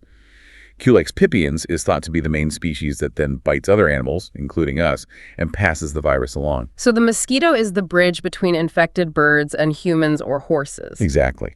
And those breeding sites we mentioned, stagnant water in tires, clogged gutters, bird baths that aren't cleaned out, Yeah. those seemingly small things can become part of this whole disease transmission cycle, a link in the chain. That really drives home the importance of dealing with standing water, doesn't it? It absolutely does. That's why getting rid of those breeding spots is so crucial for prevention. That and, the usual personal protection stuff. Like repellent and long sleeves. Exactly. Using repellent, wearing protective clothing, maybe trying to stay indoors around dawn and dusk when these guys are often most active. Okay, good advice. Now, the source also mentions something else, mosquito-borne. Dog heartworm. That's not a human disease, but relevant to many of us. Yeah, absolutely relevant for pet owners. While it doesn't affect us directly, dog heartworm is a really serious parasitic disease. It's carried by mosquitoes, and it's a threat to, pretty much all dog breeds here in Wisconsin. What actually causes it? It's caused by a type of roundworm. Mosquito bites an infected animal, picks up tiny larvae, and then transmits those larvae when it bites another dog. And what does it do to the dog? Well, if the infection gets severe, those worms grow and multiply inside the dog's heart and the major blood vessels nearby. They can literally clog things up. Oh, wow. Yeah, they physically impede blood flow. And if it's not treated, unfortunately, heartworm disease can definitely be fatal for dogs. That sounds awful. Is there anything owners can do? Yes, thankfully. The good news is there are really effective preventative medications available now from vets. Using those consistently has made a huge difference and reduced the threat level significantly for dogs whose owners use prevention. Okay, that's reassuring. So mosquitoes are a threat to our furry friends, too. They are indeed. And, all of this, the different species, the different diseases, the pet health angle, it all circles back to a really central point our source makes about mosquito control. Sure. That you just can't generalize. A one-size-fits-all approach, it just doesn't work for mosquitoes. Because they're all so different. Exactly. As we've seen, right. Different breeding spots, different flight ranges, different times they're active, different diseases they might carry, or none at all. Right. So figuring out which specific species is causing the headache or the health risk in a particular area, that's absolutely essential if you want to come up with a control strategy that actually works. Yeah, like focusing on emptying tires might help with the tree hole mosquito or Culex pipiens. But it won't do much against Aedes vexans breeding out in some flooded field miles away. Precisely. And while, general background knowledge is okay, and maybe data from other places can help you guess what might be around. Yeah. Ultimately, for effective management, you really need local information. What's happening in your community, or even just around your house.